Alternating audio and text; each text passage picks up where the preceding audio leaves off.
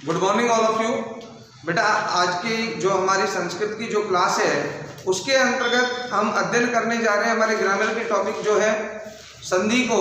इस टॉपिक को हमने पहले भी पढ़ा, लेकिन उसके अंतर्गत हमने जो आपकी स्वर संधि का अध्ययन किया था, लेकिन हम यहाँ स्वर संधि और जो व्यंजन संधि है वह आपके सिलेबस में 60% में संशोधित सिलेबस के अंदर हटा दी गई है।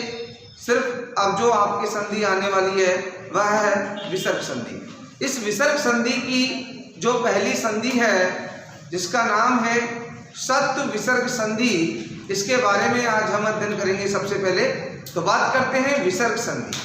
तो देखिए, सबसे पहली बात होती है कि विसर्ग संधि क्या होती है, विसर्ग संधि की परिभाषा क्या होती है, इसके बारे में हम जानते हैं। तो देखिए, विसर्ग संधि क्या होती है। जब विसर्ग के स्थान पर कोई परिवर्तन होता है या विसर्ग अपना रूप परिवर्तन कर लेता है तो वहां विसर्ग संधि होती है। अब विसर्ग अपना रूप किस प्रकार से परिवर्तित करता है इस बारे में हम जानते हैं। मान लीजिए विसर्ग के स्थान पर स हो जाए तो उस संधि का नाम होता है सत्व विसर्ग संधि। विसर्ग के स्थान पर र हो जाए तो होती है ऋतु विसर्ग संधि। विसर्ग के स्थान पर यदि उ होकर के गुण आदेश होकर के ओ हो जाता है तो वहां होती है उत्तु विसर्ग संधि। और विसर्ग का यदि लोप हो जाता है, विसर्ग यदि लुप्त हो जाता है, हट जाता है, तो वहां होती है विसर्ग लोप संधि। तो इस संधियों के अंतर्गत कुल मिलाकर बात यह होती है कि विसर्ग संधि वहां होती है जब विसर्ग अपना रूप परिवर्तन कर लेता है। यहां विसर्ग संधि के अंतर्गत हम अध्ययन करने वाले हैं सबसे पहली जो हमारी संधि है सत्व विसर्ग संधि। और इस सत्व विसर्ग संधि का जो सूत्र होता है वह होता है विसर्जनीयस्य सः। देखिए, हर सूत्र का एक तात्पर्य होता है, लेकिन यदि सूत्र याद भी नहीं होता है तो इसका कोई बहुत बड़ा प्रभाव नहीं होता है यहाँ पर, क्योंकि हमें संधि का मूल भाव है, किस तरीके से संधि परिवर्तित होती है, यह हमें समझ में आना चाहिए। बाकी अगर सूत्र याद भी नहीं हो तो इसमें कोई बहुत बड़ी चीज नहीं है। तो बात करते हैं, देखिए इस सूत्र का अर्थ क्या है। इस सूत्र का अर्थ होता है विसर्जनीयस्य सः। अर्थात ये सूत्र कहता है कि विसर्ग के स्थान पर स हो जाता है। अब विसर्ग के स्थान पर स होगा वह किस किस प्रकार से होगा और कौन कौन से प्रकार का स होगा, इसके बारे में हम विस्तृत पूर्वक अध्ययन करते हैं। तो देखते हैं, सूत्र ने कहा कि विसर्जनीयस्य सः अर्थात पहले पद के अंत में विसर्ग आए। यदि पहले पद के अंत में विसर्ग आए और दूसरे पद के प्रारंभ में यदि त, थ और से, यदि पहले पद के अंत में विसर्ग और दूसरे पद के प्रारंभ में त, थ या से, इनमें से कोई भी वर्ण यदि आता है तो इस विसर्ग के स्थान पर स हो जाता है। नंबर एक स्थिति। नंबर दो की अगर हम बात करें तो यदि पहले पद के अंत में विसर्ग आए और दूसरे पद के प्रारंभ में यदि च, छ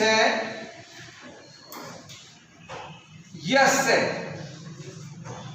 अब ये वाला से, देखिए यहां पर जो व्याकरण की दृष्टि से इन स के जो उच्चारण स्थान होते हैं वह अलग होते हैं। हम इनको इस तरीके से भी बोल देते हैं भाई सैसलेट वाला, सैसलजम वाला और सैसटकोण वाला। व्याकरणिक दृष्टि से इनके उच्चारण स्थान विभिन्न होने के कारण, अलग अलग होने के कारण इनके नाम दूसरे होते हैं। कोई मूर्धन्य से होता है, कोई दंती से होता है, कोई तालव्य से होता है। यहां पर बात करें तो यदि पहले पद के अंत में विसर्ग और दूसरे पद के प्रारंभ में यदि च, छ या इस से में से कोई भी वर्ण आता है तो इस विसर्ग के स्थान पर ये वाला से हो जाता है।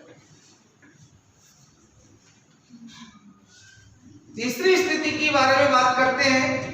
यदि पहले पद के अंत में विसर्ग आता है और दूसरे पद के प्रारंभ में तय, ठ या से आता है, तो इस विसर्ग के स्थान पर ये वाला से हो जाता है। कहने का तात्पर्य तीन स्थितियां आपके सामने हैं कि यदि पहले पद के अंत में विसर्ग हो और स्थिति डिपेंड करती है दूसरे पद के प्रारंभ पर। यदि दूसरे पद के प्रारंभ में तय, थ या से हो तो विसर्ग के स्थान पर यह वाला से होगा।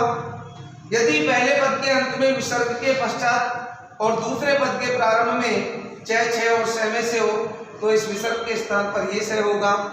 और यदि पहले पद के अंत में विसर्ग और दूसरे पद के प्रारंभ में से ठ, ठ और श वर्ण में से कोई हो तो इस विसर्ग के स्थान पर ये वाला से हो। आप देखिए विस्तार पूर्वक जो हमें समझ में आएगा वह इस उदाहरणों के माध्यम से हम इसको देखते हैं कि किस तरीके से यह आएगा। इस चीज को हम देखते हैं। जैसे बात आती है विष्णुस्त्रा,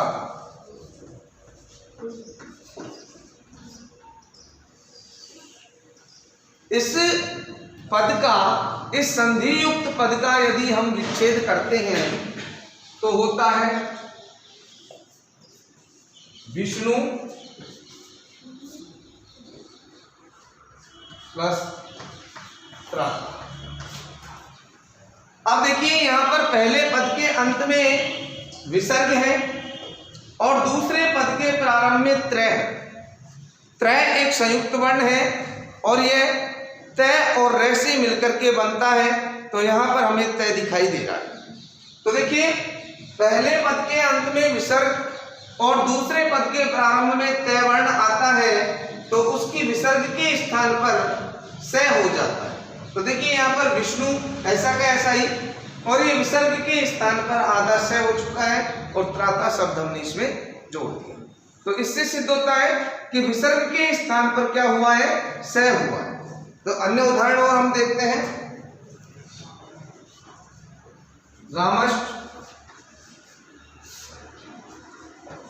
राम है प्लस चे, इसके अतिरिक्त धनुष टंकार है,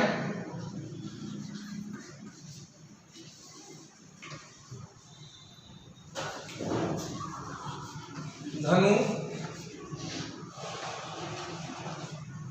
बस टंकार है,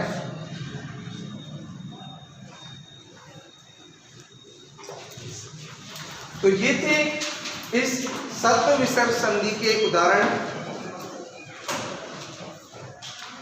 पहले आप ये संधि का नेम लिखेंगे, सूत्र लिखेंगे, उसके बाद स्थिति लिखेंगे, देन उसके बाद आप उदाहरण लिखेंगे। उदाहरणों में यहाँ संधि युक्त पद और यहाँ संधि विच्छेद।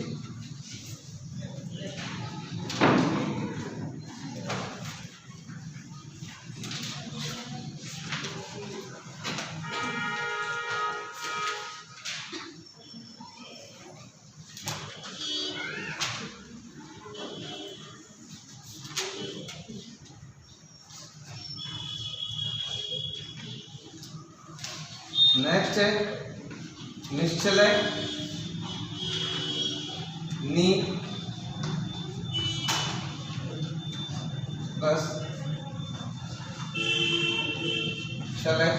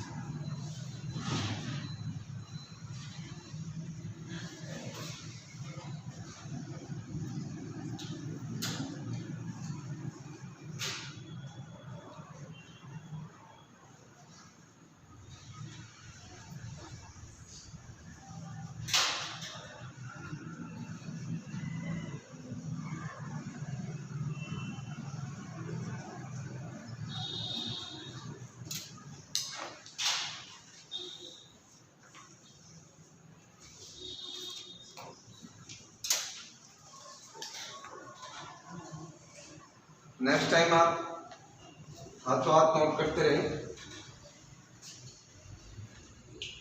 देखिए ये जो विसर्ग संधि थी, यह आपकी जो संधि थी सत्व विसर्ग संधि की फर्स्ट पॉइंट, जिसका सूत्र था विसर्जनीयस्य से। अभी हम इसका दूसरा पार्ट भी पढ़ेंगे, जिसका वार्तिक है या जिसका दूसरा पॉइंट है वासरी।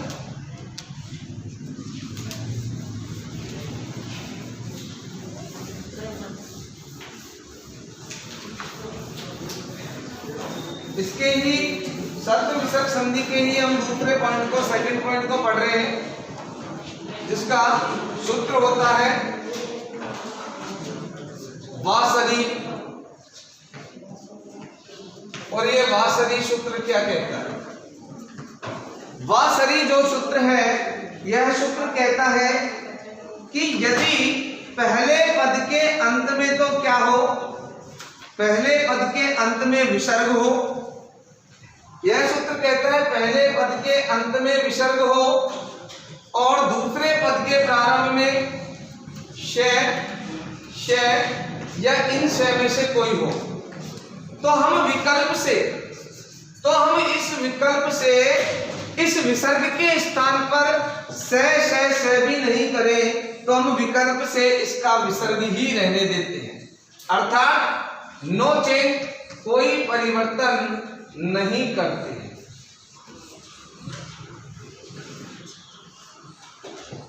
चाहे तो हम इसका विकल्प से विसर्ग के स्थान पर विसर्ग भी रख सकते हैं और चाहे तो हम इसका से भी कर सकते हैं, यानी कि दोनों स्थितियां सही है। लेकिन वह तभी है जब विसर्ग के बाद में सिर्फ दूसरे पद में तीनों से में से ही कुछ आना चाहिए और नहीं होना चाहिए। टे नहीं होना चाहिए।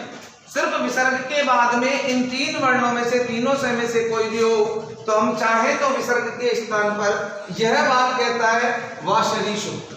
वा का मतलब होता है अथवा और शरीर का तात्पर्य होता है श। कहने का तात्पर्य है कि यदि विसर्ग के बाद में सर वर्ण होता है तो विसर्ग का विसर्ग ही रहने देते हैं, उसमें परिवर्तन हम नहीं करते हैं। तो इसके उदाहरण भी हम लिख सकते हैं यहाँ पर, जैसे हरि शेते, और हरि शेते का जो विच्छेद होगा वह भी हरि प्लस शेते भी होगा।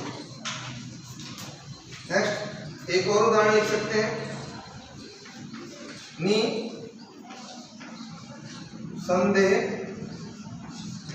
इस निसंदेह का नी प्लस संदेह।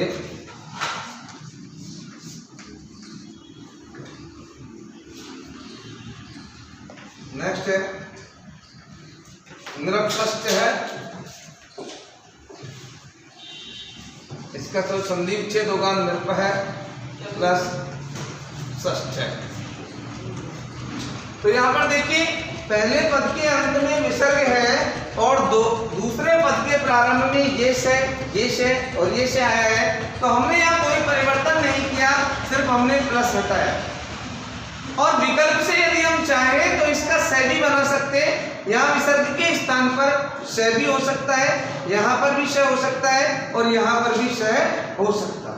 लेकिन यह स्थिति सिर्फ और सिर्फ जो विसर्ग वाली है वह दूसरे पद में शर परे होने पर, अर्थात सर के बाद में होने पर ही होगी। चे और टे के होने पर यह स्थिति नहीं होती है। तो यह थी बेटा आपकी सत्व विसर्ग संधि। और अब हम बात करेंगे जो आपकी विसर्ग संधि की दूसरी संधि है, उत्तु विसर्ग संधि या उत्तु संधि भी उसे बोल सकते हैं, पूर्ण नाम उसका उत्तु विसर्ग संधि होगा। तो देखते हैं नंबर 2, उत्तु विसर्ग संधि।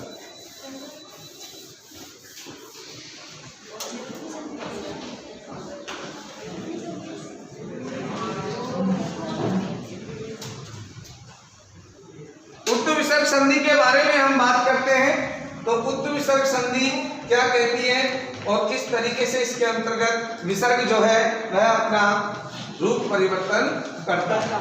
तो देखिए बात करते हैं हमारी उत्त विसर्ग संधि की और जानते हैं सबसे पहले इसके सूत्र के बारे में।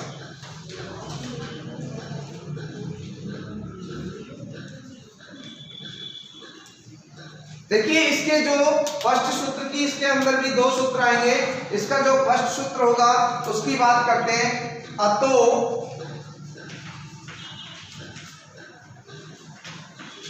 रोर प्लुताद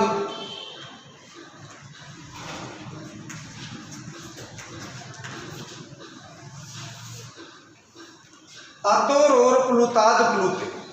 सूत्र याद नहीं हो तो कोई बहुत बड़ी चीज नहीं है, क्योंकि ये सूत्र कुछ थोड़ा ऐसा ही है। सूत्र का अर्थ आपको समझ में आना चाहिए, संधि में क्या बताया गया है ये चीज आपको समझ में आनी चाहिए। तो देखिए सूत्र है अतो रोरु प्लुदात प्लुते। यह सूत्र जो है यह क्या कहता है, अर्थ जो होगा बहुत छोटा सा और बहुत ही सिंपल है। यानी कि यह कहता है, सबसे पहले यहां पर स्थिति को देखिए, इसकी स्थिति क्या बनेगी। यदि पहले पद के अंत में ए के पश्चात विसर्ग आए, यदि पहले पद के अंत में ए और उसके बाद विसर्ग आए और दूसरे पद के प्रारंभ में भी ए ही वर्ण आए, तो हम इस ए और विसर्ग के स्थान पर तो करते हैं ओ,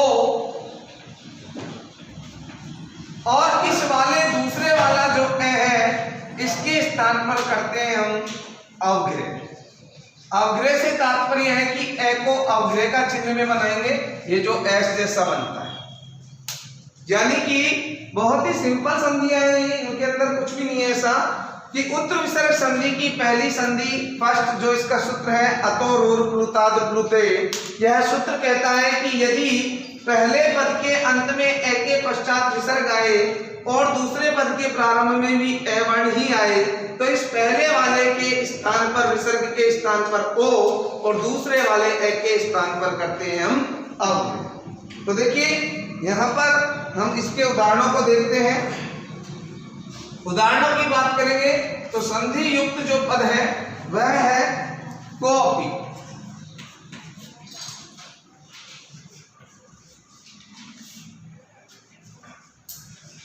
और इसका विच्छेद होगा क्या है प्लस आगे। नेक्स्ट रामो एवदत,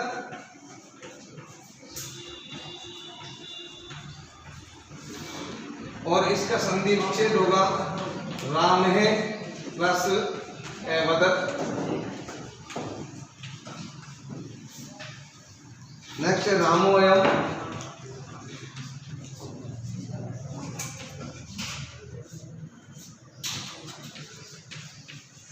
राम है प्लस अयम। तो देखिए निम्न तीनों उदाहरणों के अंदर हम बात करें तो देखिए यहाँ पर पहले पद के अंत में के में ऐश्वर है और उसके बाद विसर्ग आ रहा है और दूसरे पद के प्रारंभ में अपी में ए है।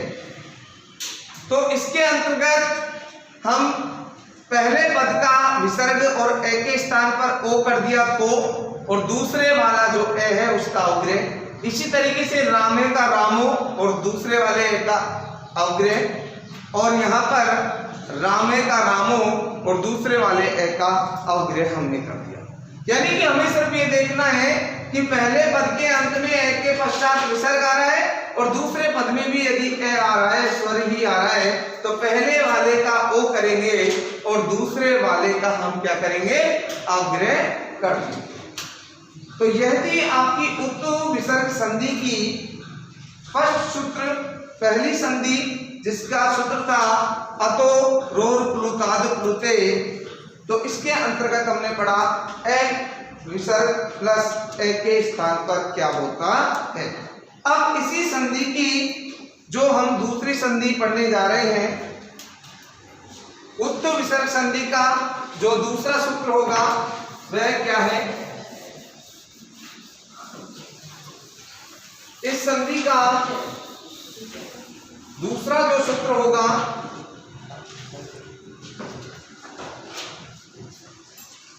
वह बहुत छोटा सा है। इस सूत्र का है हसीच, अर्थात पहले वाले सूत्र ने कहा कि भाई ए के पश्चात विसर्ग और दूसरे पद में भी ए, लेकिन यह कहता है कि पहले पद के अंत में तो ए के पश्चात विसर्ग आता है, पहले पद के अंत में तो ए के पश्चात विसर्ग आता है, लेकिन दूसरे वाले जो पद है उसके प्रारंभ में, वैसे तो देखिए इसमें कुछ निश्चित वर्ण दिए गए हैं, लेकिन हम पूर्ण व्यंजन भी मान सकते हैं, और यदि हम इनको पूर्ण व्यंजन नहीं मानते हैं तो किसी भी वर्ग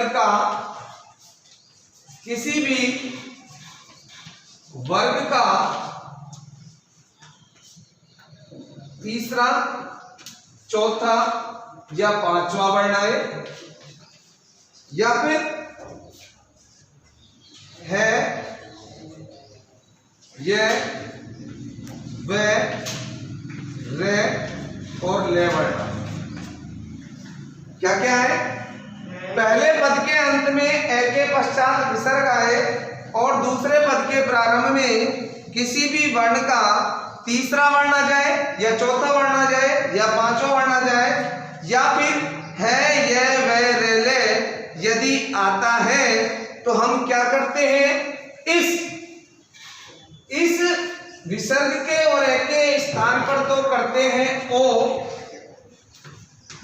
और इनके स्थान पर हम कोई परिवर्तन नहीं करते हैं, अर्थात नो चेंज। कहने का तात्पर्य है कि वहां पर हमने देखा कि पहले पद का जो ए और विसर्ग था उसका हम ओ कर रहे थे, और दूसरे वाले ए का अवग्रह कर रहे थे, लेकिन यहाँ अवग्रह नहीं मिलेगा, ए नहीं मिलेगा तो अवग्रह भी नहीं होगा, कोई भी व्यंजन वर्ण आपको दिखाई दे रहा है तो नो चेंज, कोई परिवर्तन आप इसमें नहीं करेंगे। तो देखते हैं इसके हम कुछ उदाहरणों को, क्या क्या उदाहरण इसके अंतर्गत बताए गए हैं। जैसे शिवो वंदे, अब इस शिवो वंदे का हम संधि विच्छेद करेंगे तो होगा शिव है प्लस वंद है।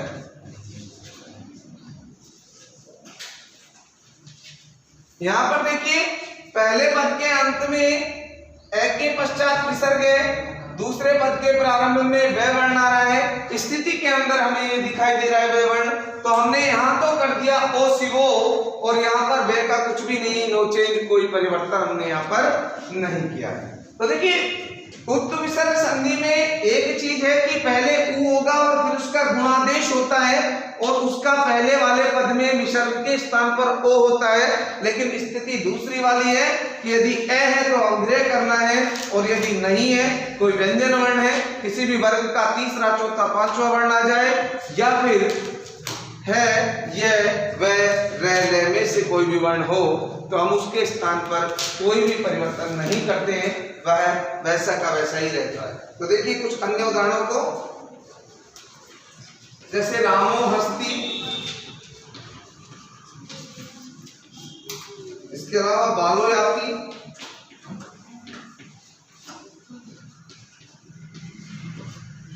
इसके अलावा नमो नमे,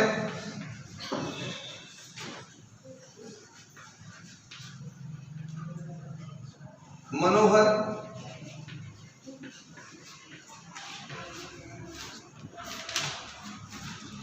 यशोदा,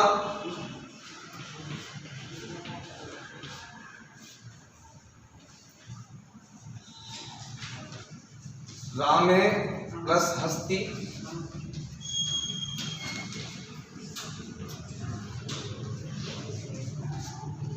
बाल है प्लस याति,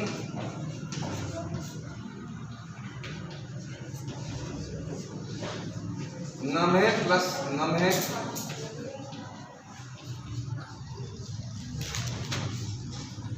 मन है प्लस हरे,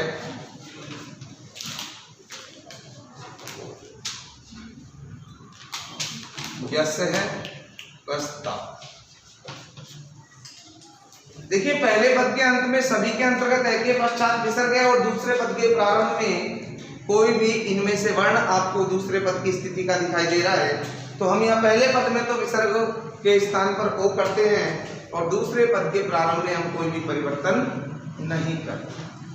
तो बेटा ये आज हम पढ़ रहे थे विसर्ग संधि की सबसे पहली संधि सत्व विसर्ग संधि और नंबर 2 उत्त विसर्ग संधि।